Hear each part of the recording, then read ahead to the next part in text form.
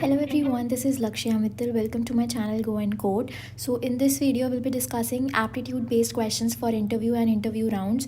तो बहुत सारे कंपनीज होती हैं जो aptitude based questions पूछती हैं, तो we'll be starting with time and work based problems first. तो मैंने अपनी ऑलरेडी पजल्स करा दी हैं जो इंटरव्यू में बहुत ज़्यादा पूछी जाती हैं, लाइक फेसबुक, अमेज़ॉन, माइक्रोसॉफ्ट, ये सारी कंपनीज में बहुत ज़्यादा जो पजल्स पूछी जाती हैं वो सारी पजल्स मैंने ऑलरेडी करा दी हैं under the name logical, analytical, shape base puzzles और बहुत सारी ज्योमेट्रिक पजल्स, सब कुछ मैंने कराया है. तो अब मैं शुरू करने जा रही हूँ with the time and work problem which comes under the aptitude based category. तो इस सीरीज़ में जो फर्स्ट क्वेश्चन होगा, not basically the first question, ये जो आपने क्वेश्चन देखे होंगे जिसके अंदर आपको बहुत ज़्यादा ऐसे डाउट आता होगा, तो आपने ये प्रॉब्लम बहुत ज़्यादा देखी होगी कि ऐसा होता है कि ए ने इतना वर्क इतने दिन में किया, बी ने इतना वर्क इतने दिन में किया, एंड फिर वो साथ में वर्क करेंगे तो कितना टाइम लगेगा. तो ऐसे बहुत ज़्यादा प्रॉब्लम्स आते हैं जो आते हैं पेपर्स में, बट हमसे सॉल्व नहीं होते बिकॉज हमें उसका मेथड पता नहीं होता और हमें रीज़न नहीं पता होता. लाइक लेट्स सपोज एक क्वेश्चन है, A can do a work in 15 days. अगर A can do a work in 15 days है तो हम ले लेते हैं कि उसका एक दिन का वर्क 1/15 है. तो वो समझ नहीं आता कि हमने उसको डिवाइड क्यों किया. वैसे अगर हमें दिया है कि अगर ए एक दिन में 1/15 वर्क करता है तो उसको पूरा वर्क करने में कितना टाइम लगेगा. तो वो सब चीज़ें करने में ना हमारा थोड़ा दिमाग ख़राब हो जाता है. तो वो आज मैं इस सीरीज़ में बताऊंगी. एंड हम time and work based puzzle के आज 5 क्वेश्चंस करेंगे. तो इस वीडियो में 5 क्वेश्चंस, नेक्स्ट वीडियो में 5, तो ऐसे ही अप्रॉक्सीमेटली 5 वीडियो बनेंगे जिसके अंदर सारे time and work based puzzle question solve हो जाएंगे. एंड अगर कोई भी क्वेश्चन आता है इन इंटरव्यू या फिर टेस्ट तो बहुत ईजिली सॉल्व हो जाएगा because you know the concept. आपको पता है कि अलग अलग तरीके के क्वेश्चन को कैसे सॉल्व करना है. तो I will be covering most of the question. I would say कि ईजिली आपसे सारा काम हो जाएगा. तो शुरू करते हैं एक बार. तो फर्स्ट ऑफ ऑल हमें क्या देखना है, फर्स्ट ऑफ ऑल हमें देखना है कि हम बेसिक फार्मूलाज क्या यूज़ कर रहे हैं. तो बेसिक फार्मूलाज जो हम यूज़ करेंगे वो है कि लेट्स सपोज हम अगर ए ने, जैसे मैंने आपको पहले बताया, A can do a piece of work in n days. तो ए का 1 डे का वर्क कितना होगा. तो हम ऐसे देखते हैं कि एक जो वर्क है, एक work as in full 1 work is whole, मतलब ये पूरा एक काम होल है. तो अगर ए ने एक होल पूरा n डेज़ में किया, ठीक है, या फिर इसको ऐसे लिख लेते हैं हम कि n डेज़ में पूरा 1 वर्क किया, तो एक दिन में कितना काम करेगा, एक दिन में 1/n काम करेगा. तो इस चीज़ का आंसर हो जाएगा 1/n, राइट. अब हमारा सेकंड क्या आता है कि अगर मान लो कि ए का एक दिन का work, if as 1 day work is 1/n, तो वो कितने दिन में, कितने डेज़ में पूरा काम कंप्लीट करेगा. तो अब ये भी देख लेते हैं. 1/n वर्क वो एक दिन में करता है, तो एक वर्क वो कितना करेगा. ये पूरा वर्क है, 1/n है वर्क हमारा, ठीक है, वो एक डे में करता है. तो अगर हमें कैलकुलेट करना है कि एक वर्क, एक एज इन कि एक पूरा होल वर्क वो कितने डेज़ में करता है. तो यही वो यूनिटरी मेथड है ना, यूनिटरी मेथड तो 1 × n हो जाएगा. तो एक पूरा whole work will take n days to complete. तो उसका बेसिकली रेसिप्रोकल कर रहा है. एंड ये आपको पता है ना यूनिटरी मेथड कैसे लगाते हैं, तो वो तो बहुत ईजी है. तो यूनिटरी मेथड से इसका आंसर हो जाएगा n डेज़, करेक्ट. एक और चीज़ होती है जिसके अंदर हमें बस ये देखना होता है कि अगर आप ए है और एक बी है, ए बहुत ज़्यादा अच्छा इंसान है, अच्छे से काम करता है, तो उसकी इफ़िशियंसी ज़्यादा है, ठीक है, इसकी इफ़िशियंसी ज़्यादा है, और बी की इफ़िशियंसी कम है. तो जिसकी इफ़िशियंसी ज़्यादा होगी वो कम टाइम लेगा काम करने में. बिकॉज सोचो ना आप खुद कि अगर आप एक बंदे को काम देते हो और वो बहुत ज़्यादा इंटेलिजेंट है, बहुत अच्छे से सब कुछ काम कर रहा है, तो वो जल्दी जल्दी काम कंप्लीट कर देगा. ऑन दी अदर हैंड अगर किसी की इफ़िशियंसी कम है तो बहुत ज़्यादा टाइम लेगा काम करने में. तो अगर हमें इफ़िशियंसी का ऑर्डर दिया है, like efficiency of A let's suppose x है और b की इफ़िशियंसी इज़ y, तो ये इफ़िशियंसी है हमारी. लेकिन अगर हमें टाइम निकालना है, time required for the work to be done, तो टाइम हो जाएगा हमारा उल्टा. टाइम हो जाएगा हमारा y/x, बिकॉज जिसकी ये इफ़िशियंसी x है, x मतलब x ज़्यादा है, y कम है. तो अगर x बंदा बहुत अच्छे से इफ़िशियंटली काम करता है तो उसको ओवरऑल काम करने में कम टाइम लगेगा, राइट. तो उसको कम टाइम लगेगा तो y/x हो जाएगा. तो ये चीज़ें आपको अगर समझ आ गई हो तो let's move on to the question. तो हमारा question 1 says A can do a work in 15 days and B in 20 days. तो हमें ए का पूरा होल वर्क, तो अभी हम वैसे ही यूनिटरी मेथड लिख लेते हैं। तो हम लिखते हैं 15 डेज़ में पूरा ए वर्क करता है एक, तो एक दिन में कितना करेगा, एक दिन में करेगा 15 वर्क। ठीक है, ये लिख देती हूँ मैं शुरू में ताकि आपको अच्छे से समझ आए। सिमिलरली बी 20 डेज़ में एक वर्क करता है, एक वर्क एज इन एक पूरा होल वर्क। तो इफ़ देख एंड एक दिन में वो कितना करेगा, ही कैन डू 1/20 वर्क। तो ये एक मैंने लिया है, इसको आप एक्स भी ले सकते हो। अगर आप एक्स लोगे या वाई लोगे, मतलब कुछ भी लोगे वेरिएबल, तो थोड़ा सा आपका ही दिमाग ख़राब होगा, बट बाद में वो वेरिएबल कट ही जाएगा। तो इससे बढ़िया सिंप्लिसिटी के लिए हम 1 ही ले लेते हैं, बिकॉज 1 को हम 1/2 1/3 ऐसे कंसिडर कर सकते हैं। वैसे ही x/2 x/3 करते हैं तो वो कट जाता है, बट सिंप्लिसिटी के लिए हमने 1 वर्क लिया है, मतलब एक एज अ पूरा होल वर्क।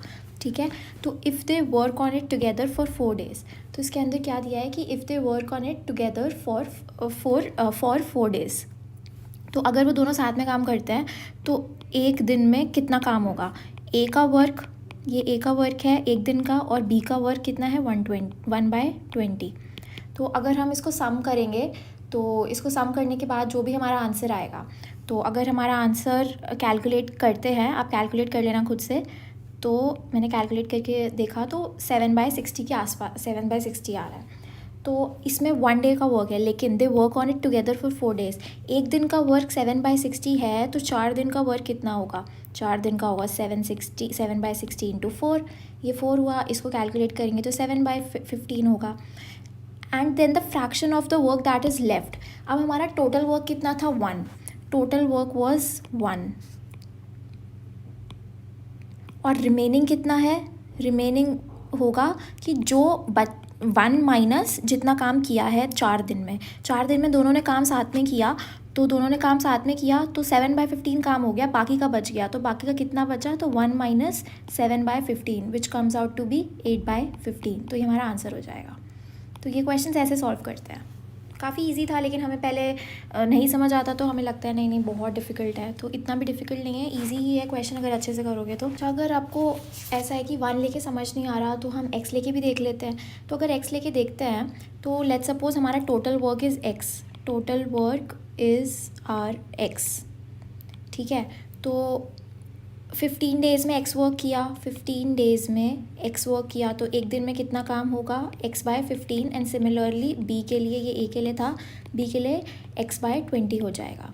ठीक है, अब 1 डे में दोनों कितना टोटल a प्लस b कितना काम करेंगे, x/15 प्लस x/20। ठीक है, अब ये x/15 x/20 हो गया। अब हमें इसका टोटल निकालेंगे तो 7/60 x आ गया, वही बस x से मल्टीप्लाई हुआ है, पहले उसमें 1 से मल्टीप्लाई किया था फॉर सिंप्लिसिटी, क्योंकि वर्क एक पूरा होल है।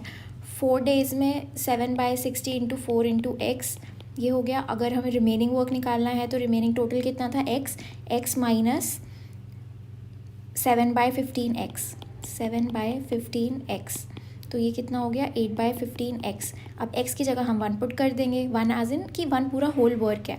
तो क्योंकि ये फ्रैक्शन में हम काम कर रहे हैं ना, फ्रैक्शन में काम करें तो 8/15 इंटू पूरा होल का 1 हो जाएगा ना वो, like x is 1 because we are working on fractions. हमने आधा काम किया, लाइक आधा काम किया तो मतलब 50% काम हो गया, 1/4 किया 25% हो गया। तो ऐसे हम 1 का सम परसेंटेज निकाल रहे हैं, सम फ्रैक्शन निकाल रहे हैं, इस वजह से हमने ये x को 1 माना है, टोटल वर्क को 1 माना है।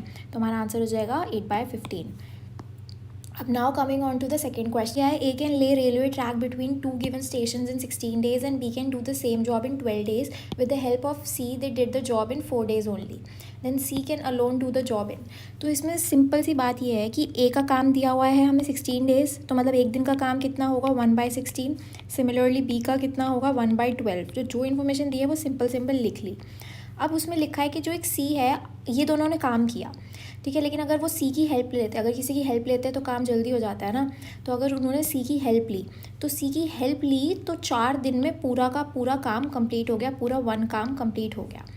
तो अब हमें पूछा है कि सी ने ऐसा क्या कमाल कर दिया कि 4 दिन में काम कंप्लीट हो गया, तो उसका जॉब कितने दिन में, अगर वो अलोन काम करता है, अगर अकेले काम करता है सी, तो वो कितने दिन में काम कंप्लीट कर देगा। तो हमें फर्स्ट ऑफ ऑल अज्यूम करना है सी का 1 डे वर्क। सी का 1 day work is let's suppose x.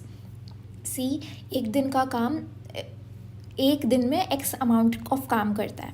तो हम क्या करेंगे, ए प्लस बी प्लस सी का टोटल काम कितना हो गया, ए प्लस बी प्लस सी टोटल कितना हो गया, टोटल हमारा हो गया 1/16, एक दिन का काम की बात कर रही हूँ मैं, 1/16, 1/12 प्लस एक्स, ठीक है।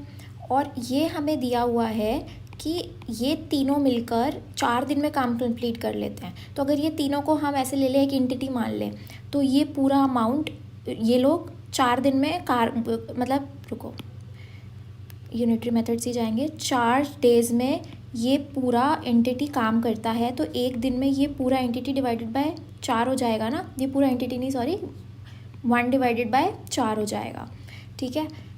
समझ रहे हो ना, मतलब ये पूरा एंटिटी एज इन कि this particular person is completing 4 days to complete a single work. तो एक दिन में 1/4 काम होगा ना, तो ये यहाँ पे हम 1/4 पुट कर देंगे, क्योंकि ये पूरी एंटिटी 4 दिन में काम कंप्लीट कर रही है पूरा, तो एक दिन में कितना काम करेगी, 1/4। तो अब हम इसको अगर कैलकुलेट करते हैं, तो अगर इसको कैलकुलेट करेंगे तो सी का 1 डे का वर्क आ जाएगा, which comes out to be 1/4 minus 1/16 plus 1/12। तो एक्स आ जाएगा हमारा 5/48, हमारा 5/48 आ गया। तो ये है सी का 1 डे वर्क, सी का 1 डे वर्क, ठीक है। अब हम देखते हैं कि सी को कितना दिन लगेगा पूरा काम कंप्लीट करने में। तो 5/48 वर्क सी एक दिन में कंप्लीट करता है। तो एक पूरा होल वर्क कितने दिन में कंप्लीट करेगा, तो ये हो जाएगा ना 48/5 which comes out to be 93/5 days. तो ये हमारा आंसर हो गया। तो मैंने यहाँ पे आपको शुरू में भी बताया था ना कि अगर आपको ये यहाँ पे कहाँ गया, हाँ, अगर आपको A can do a piece of work in n days दिया है तो उसका उल्टा हो जाएगा कितने दिन में, एक डे में कितना वर्क करेगा। एंड अगर आपको वर्क दिया है एक दिन का, तो अगर उसको उल्टा करोगे तो आपका आंसर आ जाएगा कि number of days required to do a particular work. तो वो ऐसे उसको उल्टा करोगे तो आंसर आ जाएगा, और उल्टा करके आंसर क्यों आया वो मैंने समझा दिया, तो मैं बार बार नहीं बताऊंगी आपको यूनिटरी मेथड लगा के, ठीक है। तो अब now coming on to the third question. तो it is saying that A, B and C can do a piece of work in 20, 30 and 60 days respectively. In how many days A can do the work if he is assisted by B and C on every third day? तो अब ये दिया है कि A 2 दिन तक काम करता है, फिर उसके बाद B और C आ जाते हैं उसकी हेल्प करने थर्ड डे पे। तो हम पहले A ने 2 दिन तक कितना काम किया वो निकाल लेते हैं। ए का 1 डे का वर्क कितना हो जाएगा, 1/20, क्योंकि उसको 20 डेज़ लग रहे हैं एक पूरा होल वर्क करने में। तो 1 डे का वर्क हो जाएगा 1/20, बी का 1 डे का वर्क हो जाएगा 1/30, सी का 1/60। तो अब हम देखते हैं कि ए एक दिन में 1/20 वर्क कर रहा है, तो 2 दिन में कितना काम करेगा, 2/20 which comes out to be 1/10, ठीक है। अब तीसरे दिन थर्ड डे बी और सी भी उसकी हेल्प कर रहे हैं, तो टोटल कितना होगा, ए भी काम कर रहा है, बी भी काम कर रहा है, सी भी काम कर रहा है। तो ये काम हो जाएगा हमारा 1/20 प्लस 1/30 प्लस 1/60, ठीक है। तो ये हमारा आएगा 1/10। तो टोटल वर्क जो हमारा हुआ 3 दिन में, total work in 3 days, it's gonna be 1/10 plus 1/10, ये 1/10 और ये 1/10, मतलब ए ने 2 दिन तक काम किया, फिर तीसरे दिन ए बी सी तीनों ने काम किया, तो टोटल वर्क हमारा हो गया 1/5। तो 1/5 वर्क हमारा 3 दिन में हुआ। Work is done in 3 days। तो अब हमें निकालना है कि हमारा कितने दिन में काम कंप्लीट हो जाएगा। तो whole 1/5 work is done in 3 days, तो 1 वर्क कितने दिन में हो जाएगा, 5 × 3 15 days में। तो ये बस यार एक यूनिटरी मेथड ही है, मतलब उतना भी मुश्किल नहीं है, यूनिटरी मेथड लगा के हो जाएगा। बट आपको समझ नहीं आता कि हम उल्टा क्यों कर रहे हैं, इस वजह से आपको डाउट आता है कि क्या चल रहा है। बट अभी समझ आ गया ना, अभी ईजीली हम जल्दी क्वेश्चंस कर सकते हैं। तो अब now coming on to this, A is thrice as good as workman as B and therefore is able to finish a job in 60 days less than B.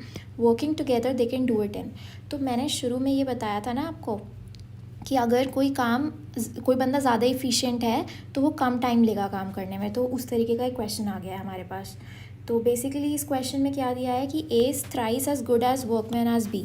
तो मतलब ए 3 गुना ज़्यादा है बी से अच्छा। तो बी का अगर हम 1 ले लेते हैं और तो ए है 3 गुना ज़्यादा अच्छा बी से।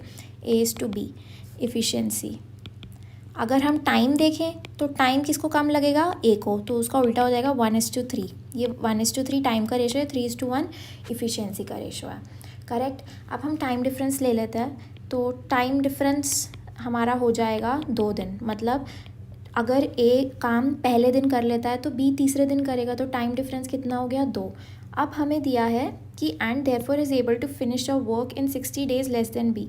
तो जो ए है वो 60 दिन पहले ही काम कंप्लीट करके बैठ गया है। तो अगर हमारा टाइम डिफरेंस 2 है, तो ये टाइम डिफरेंस 2 है, 3 - 1 2। तो 2 टाइम डिफरेंस में बी को कितना दिन लगा काम करने में, 3 days। बी 3 दिन में कर रहा है ना, अगर आपका टाइम डिफरेंस 2 है तो एक टाइम डिफरेंस में बी को कितना दिन लगेंगे, 3/2। और यहाँ पे कितना दिया है टाइम डिफरेंस, 60। तो 60 टाइम डिफरेंस में कितना होगा, 3/2 इंटू 60। तो ये हो जाएगा हमारा 90 days। करेक्ट। अब हमें 90 days तो पता लग गया कि कितना हमारा हुआ है। तो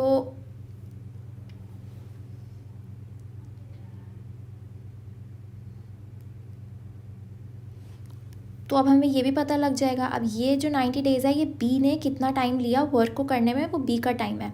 तो ए का टाइम कितना हो जाएगा, ए का टाइम हो जाएगा, अब ये ऐसे देख लो, 1/3 हमारा टाइम का रेशो था। अगर ए के टाइम को हम एक्स मानते हैं तो ये 90, तो एक्स हो गया 30 days। तो मतलब ए ने 30 days में काम कर लिया और बी ने 90 days में काम कर लिया। तो मतलब ए का एक दिन का work, A is 1 day work will be 1/30 and बीज 1 day वर्क विल बी 1/90। और हमें क्या दिया है कि अगर वो दोनों साथ में काम करते हैं तो कितना टाइम लगेगा उनको। तो अब ए प्लस बी का 1 day वर्क कितना हो गया, 1 day work will be 1/30 plus 1/90। तो ये हो जाएगा हमारा टोटल, अगर हम इसे करेंगे तो हमारा हो जाएगा 2/45। और अगर हमें ये है एक दिन का वर्क, तो एक दिन का वर्क दिया है, तो अगर इसको उल्टा कर देंगे तो नंबर ऑफ़ डेज़ आ जाएगा कि पूरा काम करने में कितने नंबर ऑफ़ डेज़ लगे। तो इट विल बी 45/2 days। तो ये हमारा आंसर हो जाएगा। Going question 5। तो क्वेश्चन 5 में क्या दिया है हमें कि जो ए है वो एक पीस ऑफ वर्क को 6 दिन में करता है, बी 8 दिन में। A and B undertook to do it for 3200 with the help of C. They completed the work in 3 days। How much is to be paid to C. तो A का एक दिन का वर्क दिया है हमें, तो ए का एक दिन का वर्क है 1/6, क्योंकि हम 6 days से निकाल लेंगे ना। ए पूरा वर्क 6 दिन में करता है, तो एक दिन में कितना वर्क करेगा, 1/6। सिमिलरली बी का क्या हो जाएगा, 1/8। ये दिया हुआ है यहाँ पे। अब ए एंड बी ने एक काम को कंप्लीट किया और 3200 रुपीज़ ले लिए दोनों ने, लेकिन with the help of C they completed the work in 3 days। तो सी की हेल्प से उन्होंने काम किया। तो अगर सी का वर्क हम एक्स ले लेते हैं एक दिन का, सी का अगर एक दिन का वर्क हमने एक्स ले लिया तो क्या होगा हमारा 1/6 प्लस 1/8 प्लस एक्स। और ये कितना दिया, अगर तीनों साथ में काम करते हैं तो 3 दिन में काम कंप्लीट हो जाता है। 3 दिन में एक काम कंप्लीट होता है, 3 days में एक काम कंप्लीट होता है। तो एक दिन में कितना काम कंप्लीट होगा, 1/3। तो हमने इनका 1 day का वर्क इनका 1 day वर्क निकाला है अगर तीनों काम साथ में करते हैं तो अगर तीनों काम साथ में करते हैं तो 1 days का वर्क, अब x निकल जाएगा हमारा 1/3 minus 1/6 plus 1/8 which comes out to be 1/24। तो ये हमारा आंसर हो गया सी का 1/24। मतलब सी एक दिन में 1/24 वर्क करता है। तो सी को पूरा काम कंप्लीट करने में कितना टाइम लगेगा, सी को पूरा काम कंप्लीट करने में 24 days लगेंगे। लेकिन हमसे ये नहीं पूछा, हमें कुछ और पूछा है। हमें पूछा है how much is to be paid to C. तो how much is to be paid to C वो हमें देखना है। तो वो कैसे देखेंगे हम, तो हम अब जो जितना काम करेगा उसके हिसाब से ही तो पे करेंगे ना। ऐसा थोड़ी ना कि हम किसी को कितना भी पे कर देंगे। तो वो हम देखते हैं। तो बेसिकली हम ए का इज़ टू बी का इज़ टू सी का, तो हम देखते हैं एक दिन का वर्क कौन कैसे करता है। तो ए का एक दिन का वर्क कितना है, 1/6, बी का 1/8, सी का 1/24 निकला हमारा, ठीक है। तो ये 1/24 निकला अब हमारा। तो एक दिन में जो हमारा जो इफ़िशेंसी है या फिर वो कह लो वो है हमारा 1/24, मतलब हमारा जो फ्रैक्शन है वो है 1/24। तो अब अगर सी ने एक दिन में 1/24 के हिसाब से काम किया तो 3 दिन का कितना हो जाएगा 1/8, और हमारा टोटल अमाउंट कितने में डिस्ट्रीब्यूट होना था 3200 में, तो ये हो जाएगा हमारा ₹400। तो ऐसे हमारा आंसर आ जाएगा। तो नेक्स्ट चीज़ हम डिस्कस करेंगे क्वेश्चन 6, और इसके अप्रॉक्सीमेटली 30 क्वेश्चंस हैं, तो वो मैं नेक्स्ट वीडियो में बताती हूँ। टिल देन अगर इसमें से कुछ समझ नहीं आया हो तो just let me know in the comment box. तो कुछ भी प्रॉब्लम हो जैसे 1/n का या n का अभी भी कन्फ्यूजन मुझे नहीं लगता होगा, बट अगर है तो मुझे बताओ कमेंट बॉक्स में। I will try to clear all the confusions. So till then keep learning and just wait for my next video. Till then bye bye.